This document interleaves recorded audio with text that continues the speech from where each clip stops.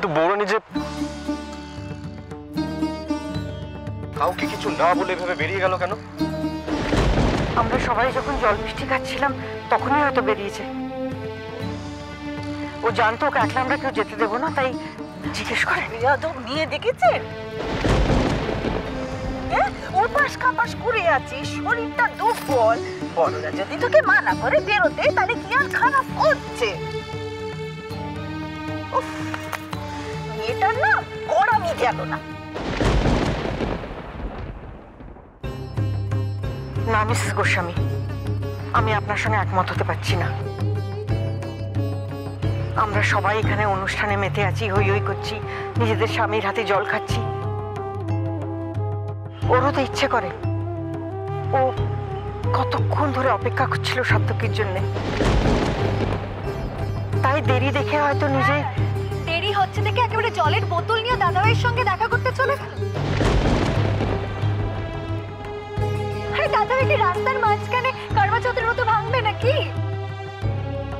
ওর বুদ্ধি শুদ্ধি বলে কিছু হলো না কনকা, সত্যি আমার কিন্তু মনে হচ্ছে ব্যাপারটা এতখানি লাইটলি নেওয়া ঠিক হচ্ছে না।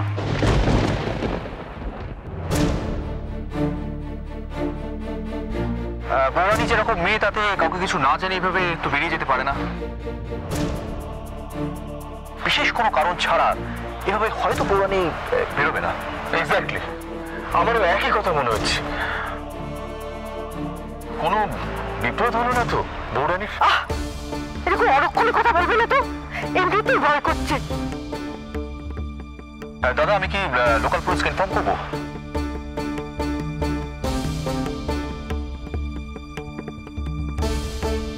কোনো কোথায় যেতে পারে? সার্থকীর খোঁজে? তাহলে ওকে কিছু আন্দাজ করতে পেরেছে। যাই হোক না কেন, ব্যাপারটা পুলিশের দিকে গড়ালে চাপ আছে, আটকাতে হবে, যে করে হোক আটকাতে হবে। তুমি কি বলো ইন্দিরা? পার্থ কি সোর্স লাগিয়ে খোঁজ করবে বৌরানীর? আচ্ছা, আপনারা কেউ যদি কিছু মনে না করেন তাহলে আমি একটা কথা বলতে পারি? কেউ কিছু মনে করলে তুমি কন্টিনিউ করতে পারো তিস্তা। আজ অব্দি কে বা তোমার কথা পাত্তা দিয়েছে বলো?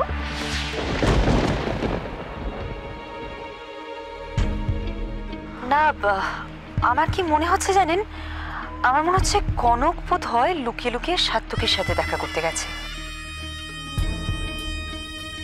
না, যেই মেয়ে কাউকে কিছু না বলে উপোস রাখতে পারে তার পক্ষে এটা করা কি খুব অসম্ভব?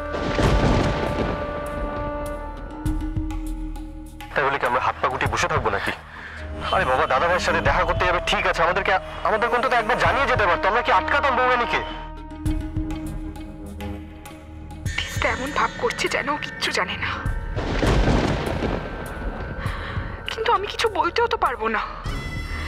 রাহুল আর ও মিলে আমাকে যে থ্রেটটা দিয়েছে, তারপরে তো আর। বৌরানী, তুমি কোথায়? আমার যে তোমাকে খুব দরকার। ছোট ভাই, আমি কি একবার গাড়ি নিয়ে বেরোবো বৌরানীকে খুঁজতে? দাঁড়াও দাঁড়াও, আমি চেষ্টা করে দেখছি। আচ্ছা, বৌরানী কোন গাড়িটা নিয়ে বেরিয়েছে? আমি বেরিয়ে দেখছি, দাঁড়াও।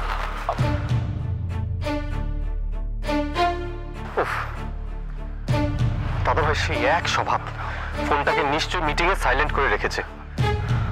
আর এখন ভুলে গেছে, এখন ট্রাই করেও পাওয়া যাচ্ছে না। আমি দেখছি।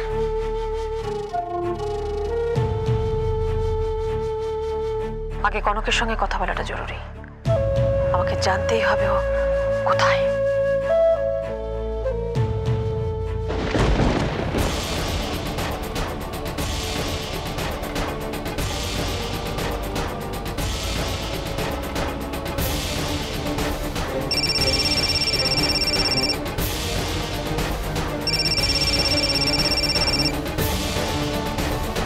হ্যালো মা। হ্যাঁ কনক, কোথায় তুমি? আমি বাড়ির বাইরে মা, গাড়িতে। গাড়িতে? তুমি বাড়ি থেকে বাইরে বেরিয়ে গেছো কনক, কাউকে কিছু না বলে? আশ্চর্য। তুমি রাগ করো না মা, আমার আর কিছু করার ছিল না। তুমি সার্থকের সঙ্গে আছো তো? ওকে ফোনটা দাও, আমি ওর সঙ্গে কথা বলছি। দাও ফোন। আমি একা আছি মা। তোমার গলাটা এরকম লাগছে কেন কনক? কি হয়েছে? যাক, তাহলে খবরটা কনক অব্দি চলে গেছে। লাস্ট মোমেন্টে গিয়ে আর কি কিছু করতে পারবে? Let's see. তুমি আমার জন্য একদম ভেবো না, আমি একদম ঠিক আছি। আমি তোমার ছেলেকে নিয়ে তবেই ফিরব। তুমি কাঁদছো? কাঁদছো কেন? কোনো দাদা হেয়ালি করে কথা বলো না, এখানে সবাই সবাই ওয়েট করছে তোমার জন্য। ঠিক করে বলো কি হয়েছে।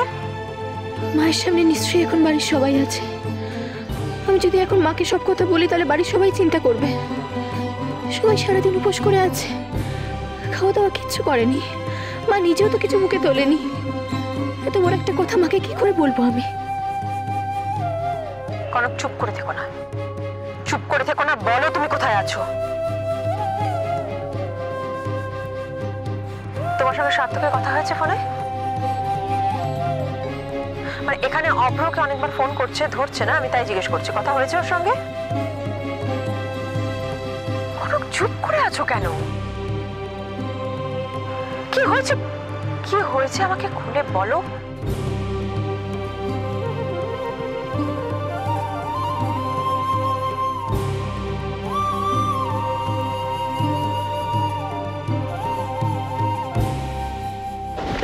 কি ব্যাপার বলতো, কেন তুই আমাকে বারবার ফোন করছিস? আমি তোকে কতবার বললাম যে এখানে বারবার ফোন করলে কেউ আমাকে সন্দেহ করবে, কেন বুঝছিস না তুই কথাটা? না, আমি তোর আর একটা কথাও শুনবো না, রাখ ফোন। কি তুমি এখানে কেন? তিস্তা গার্ডেনের এই সাইডটাতে আসা নিষেধ আছে নাকি? ঝিলমিল, কথায় আছে অতি চালাকের গলায় দড়ি। ভালো বলছি, আমার পিছনে গোয়েন্দাগিরি করতে এসো না, তোমার কোনো লাভ হবে না। বাই দ্য ওয়ে তিস্তা, আরেকটা প্রবাদ আছে শুনেছো? খোদার উপর খদ্দারি। আর যদি আমি সেটা করেও থাকি, ক্রেডিটটা কিন্তু আমারই। আচ্ছা ঠিক আছে, ডাককে বাদ দাও সব কথা। তুমি আমাকে এইটা বলো যে এখানে তুমি কি করছো? মানে না, মানেটা খুব সিম্পল, বিকজ আমার ক্যালকুলেশন সামহাও মিলছে না, বুঝলে? সেটার দায় আমার না। আরে দায় এভাবে ঝেড়ে ফেলে দেওয়া যায় নাকি? এত সহজ না। দেখো, আমার কোথাও গরমিল লাগছে। তুমি ফার্স্টে বললে যে দাদা ভাইয়ের জন্য তুমি ব্রত পালন করবে, উপোস করবে, অথচ দেখো তুমি নাকি আজকে আমার লাড্ডু ফাড্ডুকে সবাইকে ব্রত ভেঙেছো। শুধু তাই নয়, দাদা ভাই আজকে যখন অফিসে যাচ্ছিল তুমি এমন সিন ক্রিয়েট করলে মনে হলো যে তুমি ভীষণ কনসার্ন, ভীষণ ওয়ারিড দাদা ভাইয়ের ব্যাপারে, অথচ এখন দেখো দাদা ভাই ফেরেনি দেখে বাড়ি শুধু সবাই ওয়ারিড আর তুমি প্লিজ বিট বদার্ড, বিন্দাস আছো। তার উপরে কনকটাও কিন্তু বাড়িতে নেই তিস্তা। কেসটা কি একটু খুলে বলবে? সেই এক অ্যাটিটিউড ঝিলমিল, এতটুকু লজ্জা হলো না তোমার? এ দেখো, তুমি হচ্ছ কি এই ফ্যামিলির সবচেয়ে কম পাত্তা পাওয়া মেম্বার, কিন্তু তারপরেও তোমার স্বভাবে যে এতটুকু চেঞ্জ আসবে সেরকম কোনো চান্সই নেই দেখতে পাচ্ছি। মানে তুমি তুমি আমাকে এই কথাগুলো বলছো? তোমার পজিশন দেখে এই বাড়িতে কারুর সেকেন্ড ওয়াইফ। হ্যাঁ, তাও তো আমি আমার পজিশনটাকে সিকিউর করবার জন্য কিছু করছি। ঝিলমিল, নিজের দিকে দেখো তুমি কি করছো। আর একটা কথা বলি, এই আমার পেছনে না লেগে তুমি গিয়ে না তোমার নিজের ব্যাপারে একটু কনসেন্ট্রেট করো।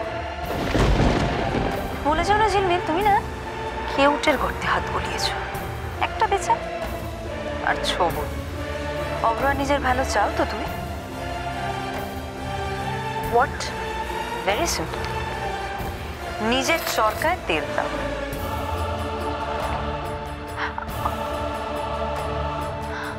মাই গড, এ তো মহা ধরিবাজ মেয়ে। ও কি সামহাও জানে ব্যাপারটা? মানে আমি যে অগ্রকে দিয়ে পেপারগুলো সাইন করাবো, does she know that?